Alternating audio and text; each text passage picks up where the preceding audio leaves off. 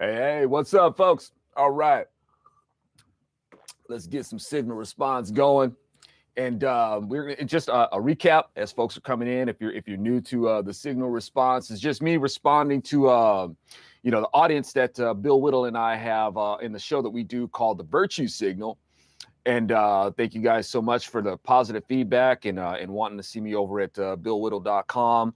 We're basically chopping it up in terms of like, when we get down to like what is virtue, and I think one of the case that we're constantly making is that, the thing is that virtue is something that, we can't define on our own, especially from my angle where I'm coming from is that, virtue, it has to have a standard, and none of us, nobody throughout history, except for the Lord himself, is qualified to make a foundation of virtue to build on. So, we're always going to kind of come to this impasse about what virtue is, because somebody can do something what they think is virtue, and to somebody else is like, man, that's not virtue, virtue at all, right? So, this is one of those things that I reckon that, civilization, or for lack of a better word, is just going to, butt their heads on as it is. So, hey, what's up, Justin? Thanks for coming in, man. I'm glad that you caught him too, man. I'm grateful that I picked up on your radar.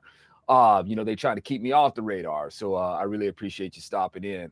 And so at any rate, Bill and I, we try to discuss these things. Hey, man, these are age-old discussions, So, and that's one of the things that we're trying to get away, not so much get away from. We're always going to have the discussion, but at some point it has to go beyond just talk, because we can reason these things out. But as much as there's a lot of people out there who try to posture themselves as virtuous and stuff like that, they're not virtuous at all, and they use other means to push their idea of virtue or their beliefs on other people, and they do it with very creative means. So we want to be able to, produce things outside of just these talking head narratives, but be able to present these things in a way that capture people's imagination. Once we have that connection with them, we convey the truth. Indeed, Losum says we can only pursue virtue as long as you understand what the virtue is. Like, say, for instance, the pursuit of virtue for me is a biblical pursuit, and you want to pursue the teachings of the Lord. And as long as you, like I said, as long as you understand what the virtue is, who the virtue is, the Lord himself, he is the law. That's where we want to be at. And once you've got that down, it kind of frees you in a way for pursuit. As long as you maintain your grip, you cling to the robe of the Lord. Say, hey, I found the right path and I'm not letting go. So, in that sense, yeah, I totally agree. You got to keep up the pursuit. So let's see. Yeah, like I was saying about with Bill and I, we're trying to make sure that we find, we have this medium that we use to talk about these virtues. But I think one of the things that's really lacking in trying to promote virtues is illustrations. Making a very compelling illustrative case on how to connect with people, and to bring people into a more refined or a more solid view of what virtue is. Because like I said, even virtue, people's idea of virtue, it's chaos, right? There's so many contrasting views of what virtue is, and it's being sold to us as diversity, right? That's how it's sold on the culture. And you have these people who have these different ideas of virtue, as long as it fits into the left-wing paradigm of what their idea of virtue is, then I guess that's virtuous. And they call that diversity. And like I said, diversity and divide share the same root, and they're using this kind of propaganda to divide us. But mind you, y'all, this is virtuous to them. They think that we deserve this, right? They think that they are going to be the ones who pass judgment on this country and reform it in their image of how they think it's supposed to be, supposed to be. And they're doing all sorts of things that we would define as evil to do it. But to them, it's virtuous. It's justice, right? Which brings me to why I'm doing this episode of the Virtue Signal, because this is responding to the audience who were kind enough to watch the show and input. This episode was on wrath. We're talking about wrath, and I think the flip side of wrath, the virtue to that was patience. And this is doing basically based on the 7 deadly sins, which I don't particularly agree. We just we talked about the 7 deadly sins as as some sort of classic of virtue, right? Classic of what evil is or what sin is, and it's contrasting virtue. And so we discussed the 7 deadly sins, which, like I said, I don't really agree with the 7 deadly sins. Long story short, and I talk about these things in our video, this virtue signal, so I won't drag it out here too much. And on the flip side of wrath is supposed to be like patience, which I wouldn't agree that that's what the flip side of wrath would be. Flip side, it wouldn't be more so patience, it would be more like forgiveness. Forgiveness would be the actual virtue, and that is a virtue spoken of by the Lord himself. That's like a condition. It's like, you want me to forgive you, well, then you got to learn how to forgive other people yourself. And you rely on the Lord's strength to be able to do that. So, you know, with these responses to this video, wrath, let's take a look at some of what we got. And it's, you know, it's well, unless I keep on rambling, this episode will be kind of short. But let's see what we get from BenRex 777, who says, I want to keep saying this is your best series. It just feels right. It feels just right listening to you talk about virtue. That is indeed a blessing to read. I'm glad that that these episodes, this series is resonating with you. And I'd like to think the reason why is because, hey, it's based on what the Lord has to say. It's taking what the Lord has to say. He who is the word, he is the logic, he is the reason, and applying it just as the Bible is supposed to be. It's like the Bible is not some outdated, archaic book. Archaic book. The Lord, he's the Alpha and the Omega. He's the word that is going to last forever. Everything else passes away. Heaven, earth pass away. His word remains forever. So, you know, I would like to think that that's what I'm bringing to the table. That's the thing that's going to resonate forever. So, praise be to God. That's what's resonating with you. I think that's what you're detecting that feels right. You know, down to the cellular level, down to the atomic level of your being, down to your soul. Is where I'm coming from with is based on the word of God, not my own self-righteousness. I hope to God that I'm not speaking out of my own self-righteousness or anything like that, or my own piety, whatnot. I hope that what is resonating with you is the word of God himself that we can still apply, because the word of God it spans all generations, it spans cultures, it spans history. It has to do that in order to qualify as God breathed in this God breathed canon. So hopefully that's what you're picking up, you know, and that's how, you know, I'll continue to try to bring it. God willing, I'll keep rolling, you know. Let's see what we got. We got Omen, or is that Q-Man? Sorry about that. So it's Q-Man, QMAN, YouTube user. Says, great collaboration, Bill. I just subscribed to Mr. Rachel's channel. Hey, right on. That's another blessing. I'm you know, we're stoked that people are pleased. You know, they're feeling like they're getting fed by this series. They're hearing the word, you know, the word the way it's supposed to be. It's supposed to be applicable. And what makes it applicable, y'all? This is what makes the word of God applicable. It ain't about, you know, all these things that, you know, Jesus can do for you, which he can, don't get me wrong, but Jesus had already done the most amazing thing that can be done. Anything else from that is icing on the cake or sprinkles on the donut. You know what I'm saying? You know, he died for our sins. He gave it all. He gave it all. You know, it's like, I'm eternally grateful for that. You know, it's like, if Jesus does anything else, then, hey, man, wow, what a super bonus. That being said, y'all, the bottom line gets down to this. It's knowing who you, the real, when people talk about that experience, it's like, I'm looking for my Christian experience, or I'm looking for, it's like the experience is seeing the word point to Yeshua. Once you get that down, man, every time you open the Bible, you get your experience, because you see that Yeshua is who he's always said he is. He's always been here. It's always been him. Once you get that down, you know, that in itself is the mind blower. I know some Christians, you know, people who call themselves Christians, they feel like they've been cheated or something like that because they didn't get their experience. You know, they want to have this experience, and whatever that experience may be, that's going to change their life. No. If that's for the greedy. You start reading and you rely on the Holy Spirit to counsel in your study, and you start seeing Jesus jump off them pages. That is when that is when you start getting your experience, right? It's fulfilling. I'm telling you, to see that Jesus, hey, he wasn't lying, man. He is exactly who he said he is. So I'm pleased that Cumin is also pleased with this series. Let's see, Mario, yeah, Mayro Savannah, Mario Savannah says that no way you get 2% views with this content and 180,000 subscribers. I agree, man. Yeah, but on Bill's channel, he's got 185,000 subscribers. And on my channel, I'm still in the 70,000s after 5 years, right? My content doesn't grow. You know, you guys hear me talk about this stuff, but people, they notice it, they pick up on it. So between Bill and I, we both to combine, we got like 280,000 subscribers or something like that.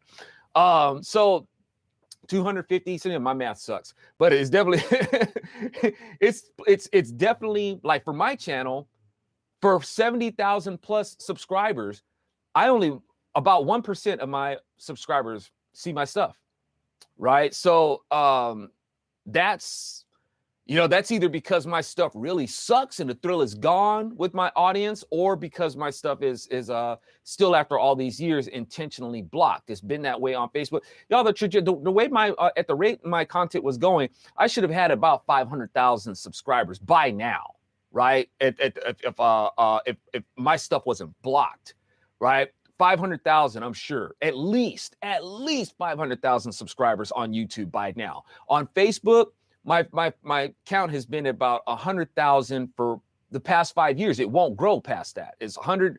It fluctuates between 100,000 to 107,000. Then it'll drop and stuff like that. The trajectory I was going, I should have had 1 million followers, page followers on Facebook, 1 million page followers, easy by now, right? But they stopped me from growing. So and I've suppressed my content. So I hear you, Mario. My content is definitely suppressed. Which is relevant to what we're talking about with this wrath. This is what it gets down to, y'all. Since we were talking about wrath, the wrath of the tech giants, if you will, the wrath of liberalism itself, the wrath of these leftists. People are starting to feel the effects of that. We've been talking about this recently. Say, look, man, we're operating in their territory using YouTube, Facebook. Because I've been talking about this for years. Like, man, at some point they're gonna pull the rug up from us. It's gonna be ugly, right? And people are seeing that now. And this isn't even wrath, y'all. This is just straight up vengeance, because when you got the wrath of God, that's justice. He's a just God. You leave the wrath to him, because he has an airtight case against every one of us, right? His indictment against us is airtight, right? And the only ones who qualified to gain our acquittal is Jesus himself, if we accept him as our intercessor, our representative, right, to represent us. Other than that, the judgment of God is just against everybody. And if it ain't the justice of God that people assume to bring, and they talk about wrath, and we're just talking about straight up vengeance. These people out there talk about being social justice warriors, and you got your operatives of Facebook and YouTube, Twitter, and stuff like that. These social justice warriors shouldn't even be called social justice, as I've said earlier. It should be called social vengeance warriors. They want to take their vengeance out on people, right? And they're taking it's like, and you see it. It's like they did away with my content years ago. I can't even, like the Zoloft, like people say, hey man, I don't see your videos anymore. I can't even post them on YouTube anymore, right? They'll delete them when I put them up. I got to put them up on Rumble, which hardly anybody visits anyway. So I get people, it's like, I for so long, people have been saying, you need to go on Rumble. It's like, man, I've been on Rumble for years. And people say you need to be on it. It's like, if you're asking or telling me that I need to be on Rumble, you know what that means? It means you didn't look for me there. Right? I'm not trying to come off, contentious. Forgive me. I'm not. I'm just saying, and maybe people did, but even Rumble makes it very difficult to find me. It's not user friendly like that. I'm sorry. It's just not. I hardly get any support or promotion on Rumble. So I've got a whole bunch of content up there that hardly anybody sees, hardly anybody shares. You know, the engagement on Rumble for me, it sucks, right? It sucks. It's bad. But there's a blessed few who try to watch my work there, and I really appreciate it. I really do. But you know, it's an effort, y'all, to squash this wrath that they're pouring out on people, this vengeance that they're doing. And you know, so they definitely came after my work in order to do that. Let me see. I think it's let me see what Baptist 72, I picked up on this. I think it's ridiculous that you still haven't blown up after this long. Brandon Tatum and Candace blow up 1 million odd subs and you're stuck in the dumps. Hey, I appreciate that, man. And it's unfortunate, you know, because like say with Brandon Tatum, you have a lot of conservatives, you know, they're so hung up on it. Just goes to show that so many conservatives are so hung up on politics that they don't even care that a person doesn't even believe in God. That their idol is politics. That's where their real affinity and affection is. So you can have Brandon Tatum who can get out there and say Jesus isn't God, and conservatives still they'll make his videos go viral, which I think is really sad. And this is one of the reasons why we're losing our country, right? Because people put a premium on these things, and God can just go take a back seat. You can have this person who sits up there and calls himself a Christian for what? I don't know what you call yourself a Christian for, but he can call himself a Christian, you know, and he doesn't even believe that Jesus is God. That makes no sense. It's illogical, right? It's how illogical is it? It even tells you that in the beginning was, you know, you got the word with God and the word was God. It's telling you that. And the word itself means logos, the logical, right? The logic, the reason. That's what it means. Meanwhile, you got this person who's being totally illogical with the logos himself that's telling you, yeah, in the beginning, I was there. Not only was I there, that was me, right? So, but people will still gravitate towards him, and you know, they don't care that these people, you know, it's one thing, I guess, you know, it's sad if a person doesn't believe in God, you know, but to call yourself a Christian, not believe that Jesus is God is bad enough. And, you know, Brandon Tatum, you know, he wants to go ahead and pretend that Jesus, you know, isn't God. That doesn't surprise me. Brandon Tatum has pretended like I don't exist for years. People ask all the time, say, hey, have you connected with Brandon Tatum? Knowing what I know about Brandon Tatum, I'm glad that we haven't connected. I have no regrets about that. Matter of fact, I'd prefer, I'm not somebody that he needs to connect with. Jesus is who Brandon needs to connect with, okay? Once he gets that straight, then, you know, then we can talk. But other than that, I don't really have any interest in connecting with Brandon Tatum. That's not something that I regret, that he's just gone ahead and pretended like I don't exist, just like Candace Owens, same thing. You know, I've helped pave the way for people like this, right? So who are able to do what they do and get the notoriety that they've had, and they prefer to pretend like I don't exist. At this point, and for a while, it's like, you know what? I'm okay with that. I see what kind of people you are. I'm okay that you want to go ahead and pretend like I don't exist. Just go ahead and keep it that way. I'm fine with that. But yeah, I hear you, man. There's a lot of people out there. There's people that I reach out to. Still, it's the strangest thing. It's strange, man. I tell you, it is weird. You know how you know, I can reach out to people and they do not answer back. And it's like, wow, man, what did I do? Did I do something to offend you? I don't know. Because I want to support y'all. I want to support these people. You know, I want us to have a solid stand against the godlessness and against the liberalism that's coming against this country to erode it. I'm not talking about, you know, my fame or my notoriety or anything like that, man. I want to preserve this republic, man. It's a God-given republic. I want us to maintain the freedom to be able to report of the good news. You know what I'm saying? But the country's being taken over by fake news. And one of the reasons why the country's being taken over by fake news is because you do have these egotists on the right who are so concerned about their brand and their spotlight that they carefully select people to make them look good to help maintain their brand. And if you're not one of those who can do that, they'll make sure, if you're a threat to their brand or anything like that, if you get in the way of their image of being a trailblazer, one of the people that people are looking to who are first to step on the scene to make themselves look all woke, you know, and woke up the rest of the Black community, if you're a threat to that, they don't want to have anything to do with you, right? And that's one of the reasons why this country is imploding. That's why we have this fake president in office right now, because people had all this faith, you know, in a Brexit and all that sort of stuff. And I'm like sitting back saying, man, that's not going to do it. That's not where it is. but because I'm, not on board with that, or because even before that, I wasn't invited to the table, right? They made sure that I was not mentioned at the table. And like I said, seeing as these people are, I'm okay with that.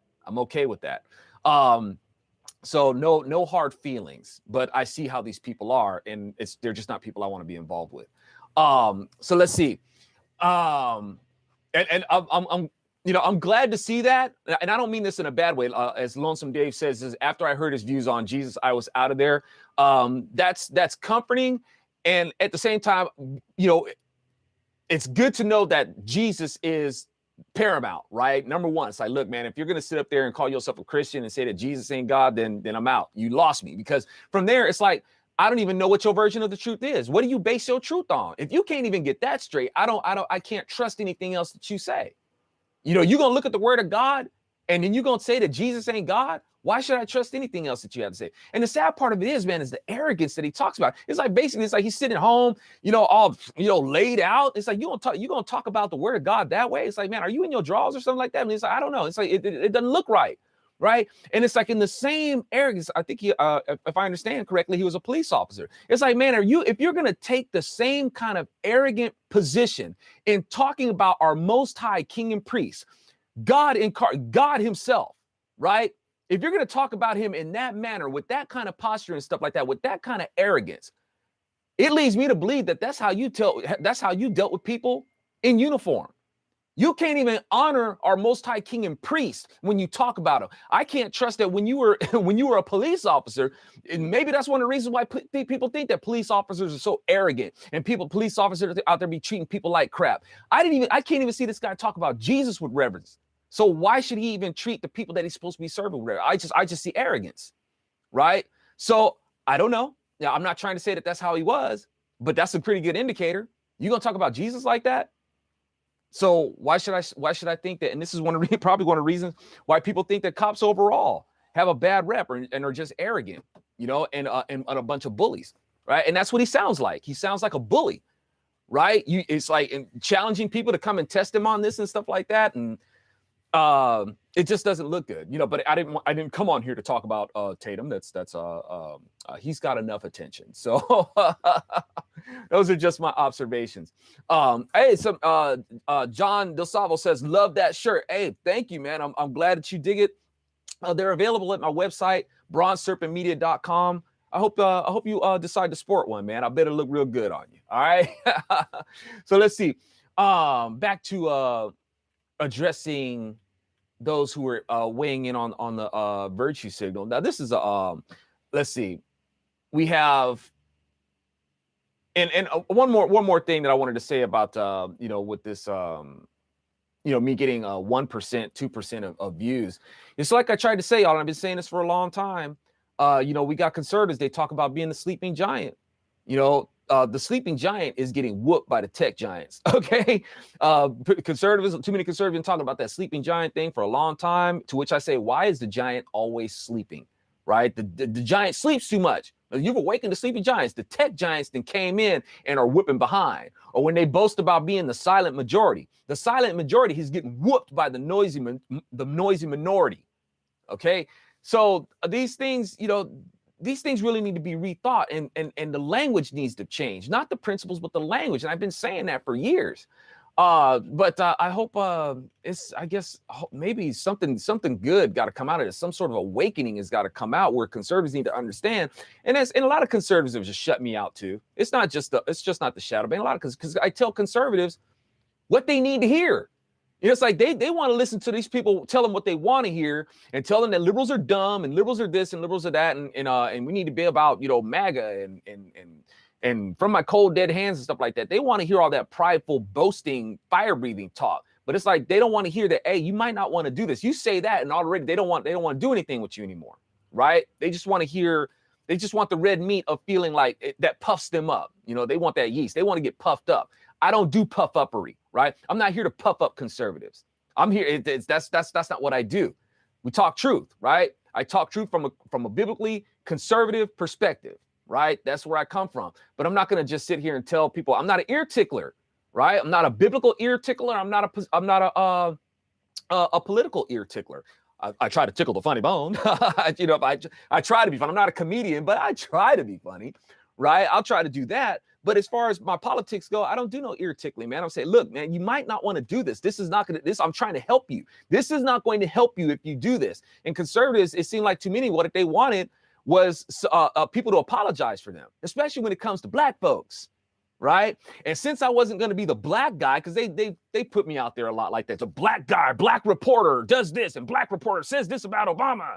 And I came out, I was like, man, I got a name. You don't need to put my headlines in there and talk about the black guy. I got a name. Why can't you just say Alfonso Rachel says this? Why does it have to be the black guy? That's cheap. That's cheap promotion. That's a cheap clickbait. You're supposed to be better than that. Where's the journalistic integrity in that? Right? There ain't none. So, but that's what they would do. And I'm like, look, man, you're inviting liberals to accuse you of tokenism. If you promote me like that, that's what you're going to get. Or black guy, look, he's the black guy who disagrees with Obama, and he's the black guy who's okay with it. It's like, dude, no, you don't do that way. All right. And since I'm not going to be the black guy that says, okay, yeah, it's okay for you to use me like that, I have no use to them anymore. So they cast me aside, and they found some others that they can enjoy putting up there to do that. Right. So that's one of the reasons why I have no place at the table. Sorry, but a lot of conservatives have done that. Right. I got thrown into a ditch because I wasn't going to allow myself to be used that way.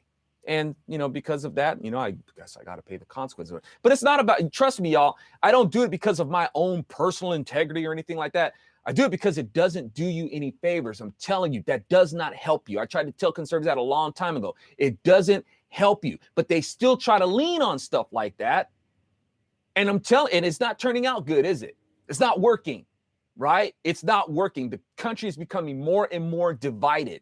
All this hope that people thought that they had in blacks waking up to Donald Trump and Brexit and all that sort of stuff. I told you that's not going to work, man. It's not going to work. It's not going to turn out good. But what do I know?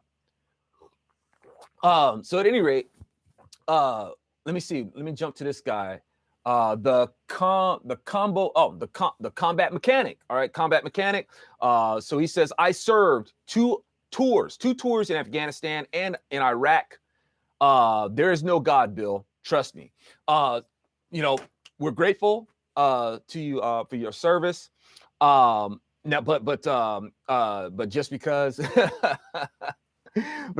you served doesn't mean that I have to appreciate what you say about the slanderous statement or the false statement about there being no God. I get to take issue with that. Sorry. But I am grateful of your service to protect the God-given rights of man. See, here's the thing. When a person says, and people in the military, they've served and they've seen the horrors and stuff like that. I get it. You can see why they feel like there is no God, right? What kind of God, these atrocities that these people do and the evil that goes on here, the oppression. What God would allow this? What God? Really? There's no God. I've had, people, soldiers tell me that they had children die in their arms. It's a horrible thing to hear. And they say, there's no God. What God would allow this? So y'all, when people say, and I'm not the first to make this observation, but when people say that there is no God, because they've gone over to war to see this. And I say, okay, you say that there is no God. And like I said, I'm in agreement with this. I'm not the person who the first to make this observation. But proof of God is you being there. You're saying that what God would allow this to happen? God didn't allow this to happen, because if he allowed it to happen, you wouldn't be here. You're here to put a stop to it. You are being used by God to bring goodness, to bring justice, to bring liberty, to liberate these people from oppression. That's why you're here. If there's proof of God would be in the fact that you're here. What goodness did you come up with that goodness on your own in your own heart? What virtue did you create that made you say, I want to serve so I can help bring liberty to another country? You didn't create that. You had to, you borrowing it. You're borrowing it from a fixed eternal virtue that comes from God himself. If you went to go serve, then you are bringing the presence of God to that place. That place rejected God. God's not going to force himself on there. If they don't want God, he's not going to force himself. That's not how God rolls. right? But they rejected God. They embraced something else. And what they've embraced brings oppression and murder, right? And it says through scriptures that when this happened, God dispatches an army there to bring a judgment against these people. And yeah, in those things, there's going to be casualties. That's just the world. That's what the world's been given over to. That's not God's fault. Not God's fault at all, right? So to say that there is no God, that's a gross misstatement.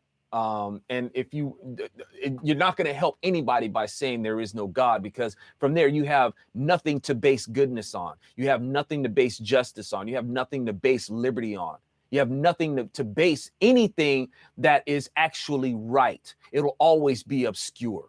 What by whose counsel? Who has written the fixed and eternal word that we can go by that says this right here is what's good and right that we can live by? I know I didn't. You didn't. Nobody else did. Nobody, right? Only God can do that. And unfortunately, we have people out there who just don't believe that. And that's why we have perpetual chaos, because people have fallen for the lie that they can create their own merit, that by their own standards, they are virtuous. It doesn't work, right? Because in that instance, virtue can mean anything. It can mean anything to anybody, right? And it will turn out oppressive to anybody else, right? I guarantee you. Let's see.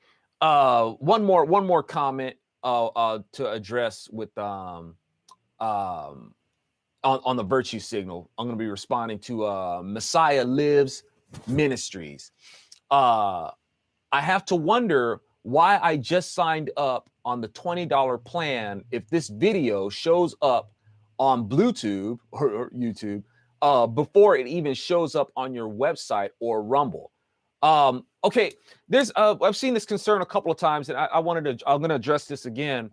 I reckon people, they're looking for when they subscribe to Bill Whittle's channel, they're looking for exclusive. It's like they want to see it first. They want the exclusive content, and I guess that's the impression that they're getting. I don't think that Bill Whittle has worded it that way. We're looking for subscribers, yes, but I think people are misunderstanding the effort here. When you pay for what you're getting on Bill Whittle's channel, y'all, what you're paying for is not exclusivity per se. You're paying for us to be able to keep creating the content. And not only that, if this content is exclusive, how are we going to affect the culture? Don't you want us to promote sanity? Right? And lots of people are on you. We don't want to feed the monster, y'all. We don't. I'm telling you, man, I don't want to be on YouTube. I don't. YouTube is the monster. I'm not fighting anybody on YouTube. I'm feeding it. Right? That's one of the reasons why I got off Facebook, because I'm not fighting anyone. It's like you just get to a point where you understand, man, you're not fighting the monster, man. You're feeding it. But the thing is, there's hardly any support to go anyplace else. We could try all day. So okay, and you can see it. There was this move to get off YouTube, and people are rebounding right back to YouTube. People aren't leaving Facebook. It's gonna fluctuate. And even if they are, y'all, you please understand the strategy of the Democrats is to divide and conquer. They have divided the audience of these people, and they're going here and they're going there. They're divided, y'all, rather than really being unified. They've got them scattered. You're right. The flock has been struck and the sheep have shattered, y'all. They've scattered, y'all. Right. So, and it's working. I'm sorry, man. It's effective. So, reason why we're putting our content up on YouTube is it's one of the only places where we can really be seen. People aren't supporting my content really on Rumble, except for a blessed few. I'm so thankful for them. But it's definitely not enough support to keep going. It's barely enough support to keep going on YouTube, right? But that's where people are. And we're trying to connect with people where they are. So, if you're supporting, if you're giving that subscription, it's not for the exclusive. We're trying to be inclusive. We need for people to hear this message, right? Don't you think that the message of sanity needs to be as promoted as far as we can? And we're always saying freedom isn't free, right? Freedom isn't free. Freedom isn't free. Well, somebody must be kind enough to volunteer to say, okay, we really need other people to hear this message. So, man, you know what? Here's my $20.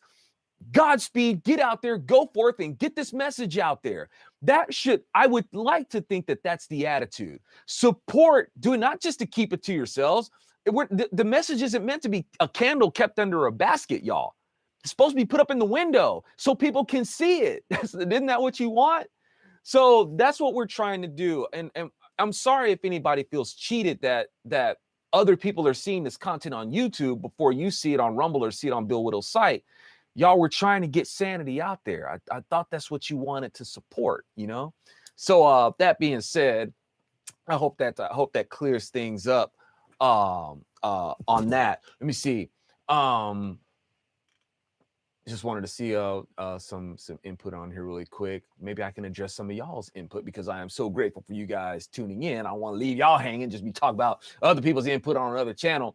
But as I can see, we got folks coming in, and actually it's a nice presence that we got going on there, and it's too much for me to keep track of. So if I try to read through them, man, I'm gonna have to go silent, and that'll suck, man. Actually, it might be people that actually know, man, you can take a break from talking. You just read for a little bit because you ramble and stuff. But at any rate, y'all, thank you so much. I hope you guys support. I'm at bronzeserpentmedia.com. If you like the shirts, y'all, you know, don't give the term radical over to the godless, right? It's not for them. These are rebels. The Bible calls them rebels. The Constitution calls them rebels. I can't stand it when I hear conservatives calling these Democrats radicals. They're not radicals, right? You're basically calling them what Republicans were calling. That's why people think the parties have switched sides. I'm telling you guys, you should stop doing that.